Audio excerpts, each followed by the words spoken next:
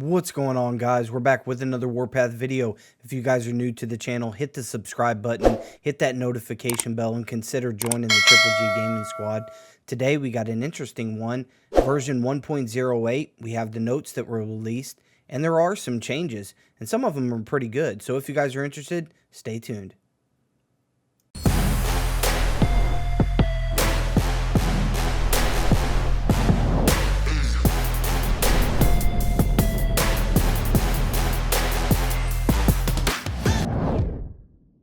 What's going on, guys? Well, we got version 1.08 and it did come out, and we do have some notes to go over. So I was interested to see some of the things that were added and subtracted and also changed, because they do make a pretty big difference. So if you guys would, man, stick around with me for the rest of the video.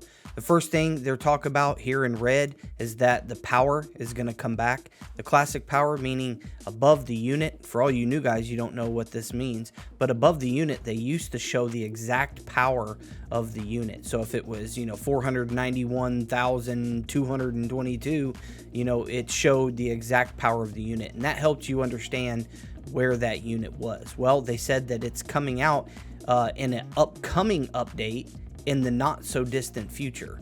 So I'm not entirely sure that that means 1.08, but we'll find out.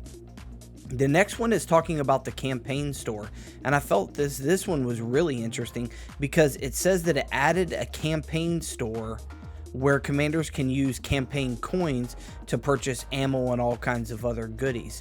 So, usually in the campaign, every day you would log in, you would click the gather. If you didn't click it that often, 12 hours, it would give you some blueprints, material stuff, or you could break down the blueprints, the copper ones, for material, and then you got ammo, and you collected that every single day. So people got ammo really easy within that. This one is going to modify it quite a bit. So it's talking about they're going to have a store within the campaign that we use campaign coins. And it says that it introduced the campaign coins to increase reward commanders as you progress through the campaigns. Campaign rewards will no longer reward you with parts and ammo, but will reward you with the coins of equal value. Making purchases in the campaign store increase your level, unlocking more goods, including part materials, part blueprints, and universal officer statues. And the reason I bring this up, guys, is because this one element is actually pretty good, because a lot of people before, you would log in, you collected a copper blueprint that you would go and you would break down that copper blueprint, and you would get not really hardly anything, but you would get some material so that you could make a part later on. However, the parts that you got were just from each level. So like you would do like 313 and you would get a specific blueprint, and you did 314 and you got a specific blueprint, and you kept on getting these blueprints throughout the entire thing. This time, this one's going to make it kind of like what you want. So you don't have to wait to level 7 or 8 or whatever it is, to try to get something. Every time you complete the campaign or you log in and do the campaign, you're getting coins. And every time you make a purchase within the campaign, you're actually increasing the level, or how much better it is, and you can buy your own universal sculptures, you can buy your own parts or your own blueprints, the ones that you want. I think that's really cool to give you the option of what you want, instead of just giving it to you and you have to deal with it, and it's just one time and one time only. Plus, I love the fact that they're doing universal officer statues. I mean, we want to level up our officers so much that it's been limited forever. And people have tried to grind the very, very hardest way to get universal officer statues. So I felt that was really, really cool, guys. Let's move on. The next one down here is, I noticed that it said that this was within our Alliance store that we already have. They're going to rework it, but it says that the members will be able to purchase War Machine statues, part blueprints, and part materials. This is going to help us to build up our units a lot, and also get some War Machine statues, which, guys, that's pretty cool. But I think in green down here, I just want to bring this up. It says that it's going to reset the skill level of Randall Miller's skills to level 1, converting all statues used upgrading skills and unused War Machine statues in supplies into equivalent number of universal statues. These will be dispatched to commanders via mail. So it looks like they're kind of like resetting. So like if you have any progress within his things, they're going to reset it all. And like how you buy Guardian of Truth just from the VIP store, it looks like War Machine statues are going to be like just for War Machine, and you're going to get them by, you know, participating in building. You can get coins for that.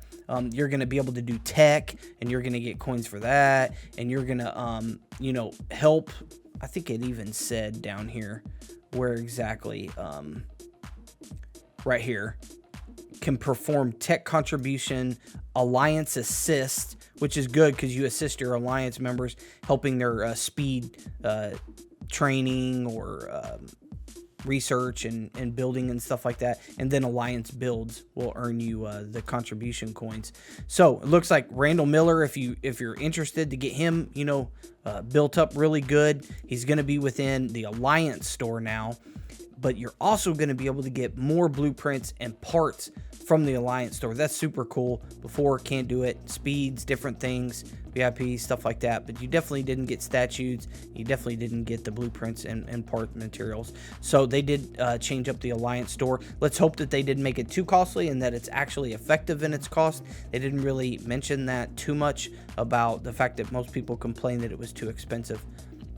The next one right here, when it talks about parts, I'm just going to bring up the parts in red that jumped out at me. It said introduce universal materials to replace the optional parts material chest. What's that talking about is that like when you're VIP or even within the black market, you get these optional ones that are just silver and you can pick it. This time we're going to have just universal materials, period. So they're going to completely overhaul the fact that it has 7 different parts to make a blueprint into 5, and then they're just going to make this universal all the time.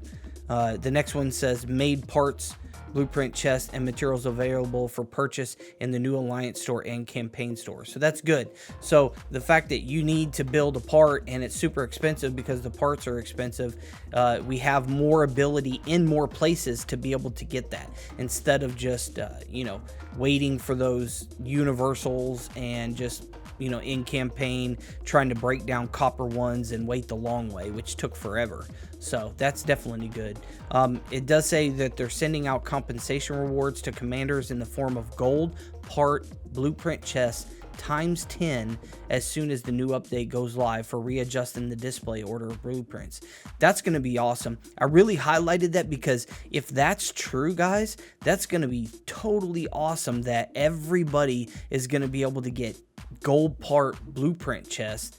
You might not have the materials for them, but nevertheless, those were expensive to get, and you have to have really high VIP or you have to have bought stuff quite a bit. So to be able to get some more gold part blueprints is super cool just for them updating it, and you get it completely free.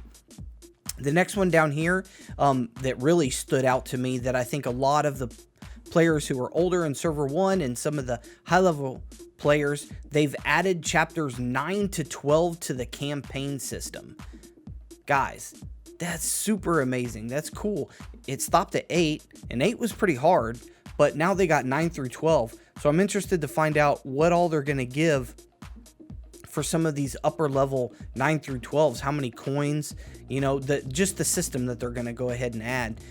They did change some of the packs, so they're not giving components but universal coupons, which that's good for like trying to get your units up to 7.2, but components are hard to come by and you got to be able to modify all those units. So I don't know, changing from components to universal coupons, you guys let me know how you feel about that.